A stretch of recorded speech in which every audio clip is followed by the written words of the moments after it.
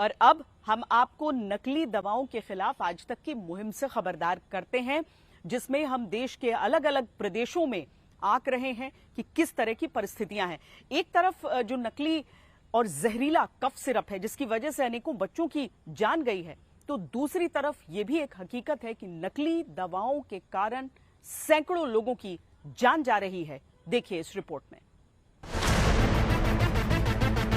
आज देश के हर नागरिक को खबरदार करता सवाल हम सामने रख रहे हैं। कहीं आप नकली दवा, नकली इंजेक्शन तो नहीं ले रहे, कहीं आप नकली दवा खाकर बीमार हो रहे हैं और परेशान हैं कि बीमारी ठीक क्यों नहीं हो रही।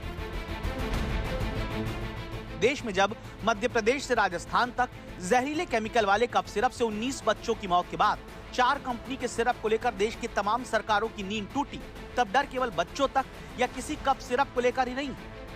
आज तक ने जब राजस्थान के औषधि नियंत्रण विभाग के कामकाज को खंगाला है, तो पता चला कि यहाँ लेबोरेटरी में दवाओं की जांच तो हो रही है, नतीजे भी आ रहे हैं, लेकिन कार्रवाई के नाम पर बड़ा गड़बड़झाला चल रहा था। राजस्थान ड्रग कंट्रोलर विभाग के अनुसार सैकड़ों दवाओं के सैंपल फेल हुए, लेकिन उससे पहले वो दवाएं आम लोगों को खाने के लिए पहुंच गईं। जैसे एंटीबायोटिक दवा में amoxicillin, clavulanic acid tablet, ciprofloxacin, cefpodoxime, ceftriaxone injection के 6 बैच फेल पाए गए, लेकिन इस जांच से पहले ही मेड्रिच लिमिटेड की 1 लाख से अधिक दवाइयां बिक चुकी थी। स्टेरॉइड में बीटा मेथासोन 3 बैच इसके फेल हो गए, लेकिन तब तक मेडविल बायोटेक की 30,000 दवा बिक गई। एंटी एलर्जिक में लिवोसिट्रोजिन, मॉन्टेलुकास के 4 बैच फेल पाए गए। रिपोर्ट 5 दिसंबर को आई, तब तक थेराविन फॉर्मुलेशन की 35,000 दवाएं आम लोगों को बिक चुकी थी। एंटी डायबिटिक में ग्लिमिप्राइड, पायोग्लिटाजोन के 3 बैच फेल पाए गए।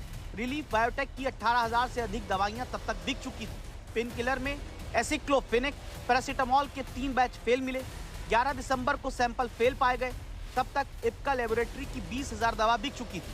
कैल्शियम और विटामिन D3 के सप्लीमेंट के 8 बैच फेल पाए गए, लेकिन तब तक एफिपेरेंटल्स की 40,000 से दवा बिक चुकी थी। पेट गैस की PPI के 3 बैच फेल पाए गए, लेकिन तब तक एरिस्टो फार्मास्यूटिकल प्राइवेट लिमिटेड की 15,000 दवा बिक कर बाजार में जा चुकी थी। ये तो कुछ नमूने हमने आपके सामने रखे। पेट दर्द की दवा से लेकर नाक कान तक की दवा में सॉल्ट गायब है और इंजेक्शन से लेकर फ्लूइड तक मिलावटी पाए गए हैं। विगरसली फ्रॉम पास्ट 2 डेज हम और 2 दिन लेंगे, पर सारे जो मैन्युफैक्चरर्स है राजस्थान के अंदर, जो हमारे 65 मैन्युफैक्चरिंग यूनिट्स है, उनका कर रहे हैं विगरस लेवल से इंस्पेक्शन। एंड साइमल्टेनियसली हम कुछ आउटलेट्स पे भी वी आर टेकिंग सैंपल्स। नियम कहता है कि नकली दवाओं के सैंपल फेल होने पर कोर्ट केस होना चाहिए था, लेकिन ज्यादातर में नहीं हुआ। नियम के अनुसार इन कंपनियों के सैंपल कोलकाता के सेंट्रल लेबोरेटरी से जांच करवा के राष्ट्रीय स्तर पर इन पर पाबंदी लगाने के लिए लिखना था, मगर राजस्थान के अब जाकर निलंबित हुए ड्रग कंट्रोलर रिपोर्ट लेकर बैठे रहे, जो 3 अक्टूबर को आज तक संवाददाता शरद कुमार के एक भी सवाल का जवाब नहीं दे पाए। इतने सारे जो साल्ट हैं वो अमानक घोषित किए जाते हैं, फिर भी ब्लैक लिस्ट नहीं हो रहे हैं। सर, मैं अधिकृत नहीं को टिप्पणी देने के लिए, क्योंकि ड्रग कंट्रोलर हैं, आपको ही फैक्ट्री चेक करने जाना होता है। जी, मैं अधिकृत नहीं को टिप्पणी करने के लिए। आपने कोई चेक करवाया? मैं टिप्पणी देने की। आपने कोई चेक करवाया? अब आज तक ने दोबारा सवाल उठाया तो कहा जा रहा है कि कुछ पर कार्रवाई की है, आगे और करेंगे। 2023 के अंदर 16 स्पूरियस दवाइयों के मामले सामने आए थे। 2024 में 39 मामले थे और 2025 में भी 3 मामले सामने आए, जिसके अंदर हमारे द्वारा माननीय न्यायालय के अंदर 14 मामलों के अंदर प्रोसिक्यूशन सैंक्शन जारी की है, जिसके अंदर कोर्ट के अंदर केस फाइल कर दिए हैं और बाकी प्रकरण जो हैं उसके अंदर जांच और वो प्रक्रियाधीन है, उसको शीघ्र ही उसमें हम कार्रवाई करेंगे। बहुत सारे मामलों में भी कार्रवाई नहीं हुई।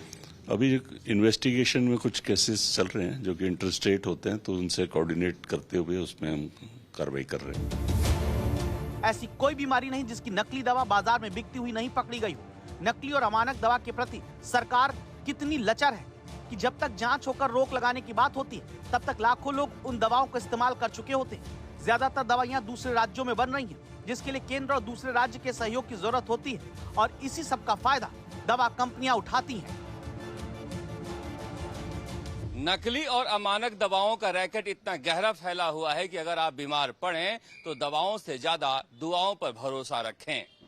जिस तरह से राजस्थान औषधि नियंत्रण विभाग ने जांच में खुलासा किया है, ये डराने वाला है। मगर उससे ज्यादा चौंकाने वाला है कि खुलासा होने के बाद भी कोई कठोर कार्रवाई नहीं की गई है, जबकि ये जीवन मरण का सवाल है। कैमरा मनीष के साथ शरद कुमार, जयपुर, आज तक।